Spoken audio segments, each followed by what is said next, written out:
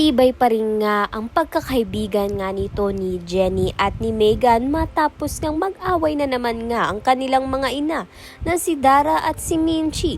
Nagkaroon pa nga ng kasunduan nitong si Jenny at Megan na kahit nga nagkakaroon nga ng World War III dahil sa away nga nito ni Minchi at ni Dara ay hinding-hindi nga sila maghihiwalay.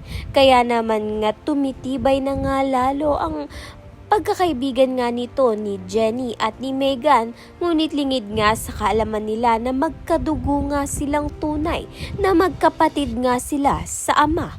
Sa kabilang banda naman nga, nagpang-abot na naman nga itong si Jenny at si Minchi nang malaman nga ni Minchi na nasaktan na naman nga si Jenny dahil nga dito kay Dara. Kaya naman nga't walang pag-aatubili ay sinugod nga agad ni Minchi itong ang si Dara. Nagalit nga siya dito kay Dara sa ginawa sa kanyang anak.